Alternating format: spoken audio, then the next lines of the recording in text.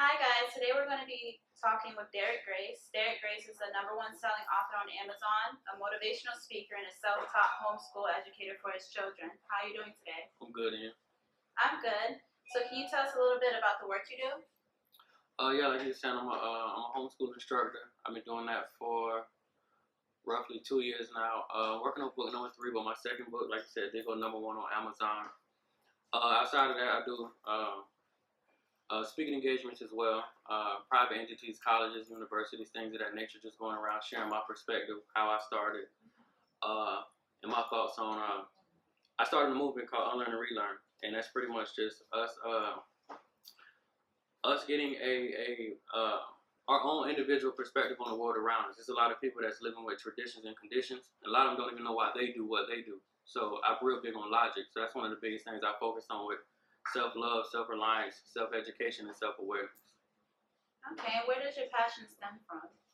Where does it stem from? It started, I got into entrepreneurship back in 2012. So around April is going to make 5 years that I've been an entrepreneur. But previously, before that, it was based on a few things. While I was previously employed, I was a 911 dispatcher. My father is now roughly around like 30 years Secret Service. And then I got a brother who's doing a 15-year bid as well. So I was able to see the game from several different perspectives. And my mom was a school teacher. So I saw a lot of different elements, whether it was on the illegal, the legal, the positive, negative, whatever the case was. So once I left the job from being a 911 dispatcher, I realized then a lot of times we don't recognize how solely reliant we are on strangers for opportunity until they actually snatch it. Very minute things like bottles of water, grains of rice, socks for the winter. It's cold outside right now, we need jackets. But we're solely relying on a stranger to pass that down and to hit us off with a ration and feed our babies. So that was one of the biggest things. It's actually the reason why I jumped into entrepreneurship, because I told myself I would never, ever, ever be relying on anybody else again to feed me, clothe me, whatever the case was. Outside of that, around that same time, that's when the event with Trayvon Martin happened.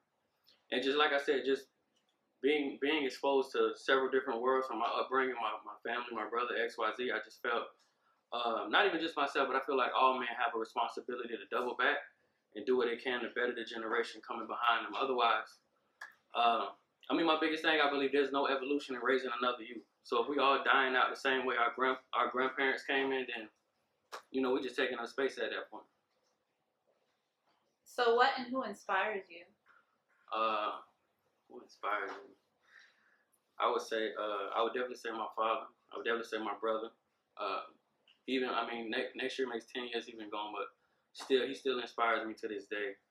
Really outside of that, I would say that's it. Those are the only two men that I've ever really looked up to or felt like I wanted to emulate at some point in my life.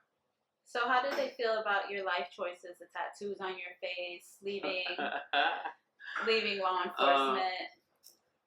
Quick story, which is real funny. Like, when I lost the job as a 911 dispatcher, because supposedly to the common world, that's a great job to have. That's, you get benefits, you get vacation, you get XYZ. So to them, that's hooray, you doing your thing.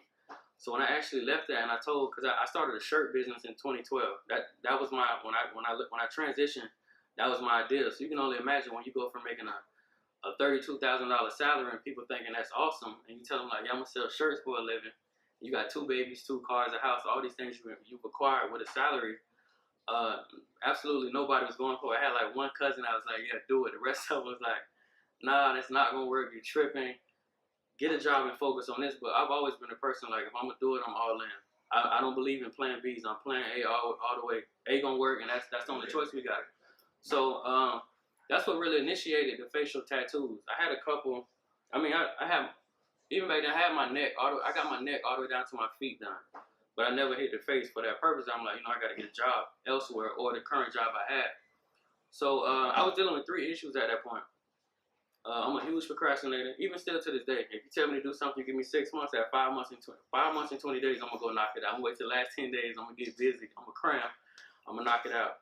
And at that point, I wanted to disconnect myself from corporate America altogether. And I knew one of the best ways to do that was, like, to this day, I got 35 tattoos on my face. McDonald's wouldn't let me work a register.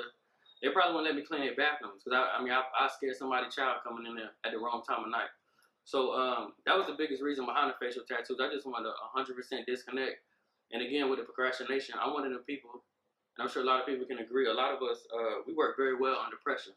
So once I put that pressure on myself, it's really win or bust at that point. You either got to make it as an entrepreneur or, you're going to be homeless and you got babies depending on you. So, that's a no-go all the way around. What do some of your tattoos mean?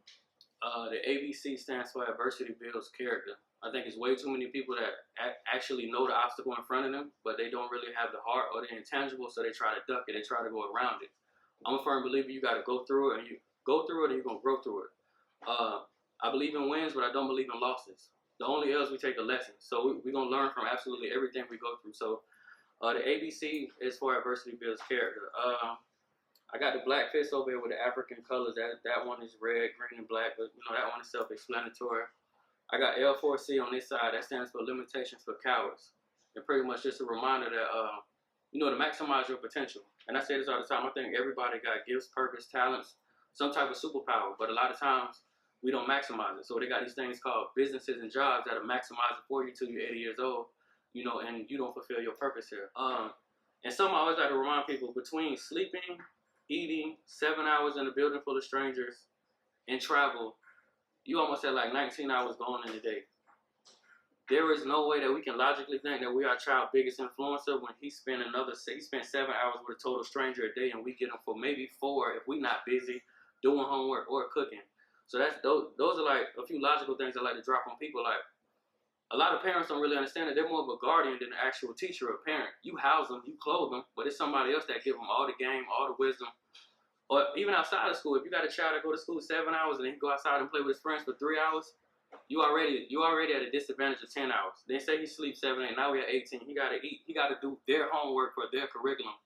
Even in school, when it comes down to the testing, logically think about it that your child is forced to, whether my information is real or not in school, especially with history, whether it's real or not, your child is almost forced to believe it, because if he doesn't believe it, he then fails his test, and I don't allow him to go to the next grade. That's the kind of stuff you got to think about when you're pushing them off into a disenfranchised system. And to me, it's not even really built for us to grow. You're going to do 2 things with the school system. You're going to fall in line or you're going to fall behind. But they're not giving us no game to really get out of that. Then when you actually beat the odds and get out of there, they got this dude called Uncle Sam who's going to try to come see about you anyway. It's just so many levels and elements pushing them off into that broken system. So that's just a few of the things I touch on in the curriculum. But pretty much, like I said, it's just us getting our own perspective and understanding on the world around us. So what are some of the concepts you would encourage parents to teach their children if they can't take that time to homeschool them and they have to go to a public or private school? What are some of the things that they should instill in their children? I say top 3. We need to teach our children how to plant. And that's one of the biggest ones I run into homeschool. People say, what about their social skills? And I'm like, would you rather them have plant skills or social skills? Would you rather him know how to run his mouth or know how to feed himself? And then I ask the people around me that even say that, how many of our partners that we went to school with are successful analysts and talk show hosts today? I don't know any that I went to school with the social skills. So I would say teach them how to plant. I would say teach every child how to disassemble and assemble, clean and fire a firearm. And I would say teach them self-sufficiency. Small things to invest in. This is what I did with my kids. I bought them a lemonade stand and the triple section vending machine at 5 and 8, but they turned over like $379 the first day. So I'm trying to already get them in the entrepreneurial spirit and learning how to flip money and be absolutely self-sufficient. So I would say self-sufficiency, planning, and teach them how to use a firearm. Have you ever thought about opening a school, and how will it differ from the other schools that we have out here? That's a good question. Yeah, I'm actually working with a few people. Because I built a relationship recently with Jill Scott, so I've actually been going back and forth with her when I do see her, because she's going to be one of the biggest supporters, as far as our conversations goes. But I want to open a performance school. One thing I saw, not only in my child, but a lot of my friends, I think is 100% unfair to allow mediocrity up until they're 15, and then when they get to 9th grade, you go, because I got the same speech. You got to be grown in 3 years, so you got to be serious. You got to buckle down. You got to be for real.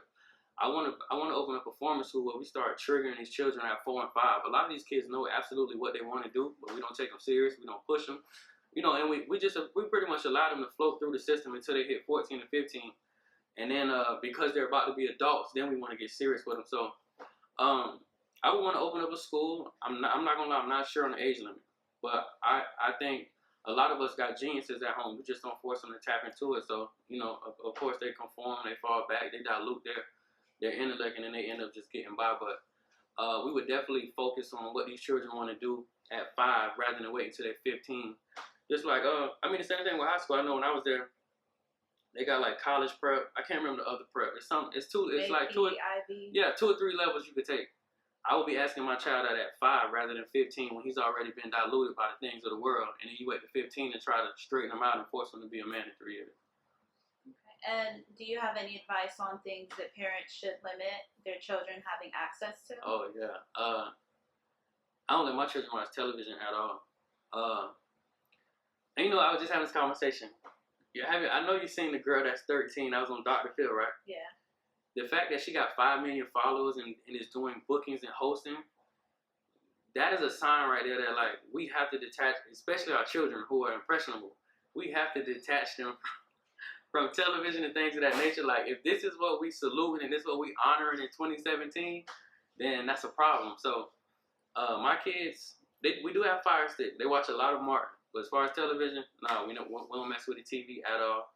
I do require them to like spend a certain amount of time outside. Even with relationships with their cousins and their friends, because I get this a lot at my seminars. Parents are asking me like, my son went off to college, he's just out of control. And I'm like, he really was never in control. You was never his biggest influencer because he hung with his dogs more than he hung with you when he got home. He hung with them in school or girls that got boyfriends. And mom wondering like, damn, why I can't get through to her, but this boy can't. He's essentially become her daddy because he spent more time with her than you do as a mom. So I would say excessive time, cut the television. Definitely got to cut back on like certain things in the diet. Like I urge anybody with kids that allow them to eat McDonald's, have them go watch the video how chicken nuggets are made. Because me and my kids was beefing 3 years ago when I first like no McDonald's. I hadn't watched that video and they never wanted McDonald's again. So those 3 things I would definitely focus on.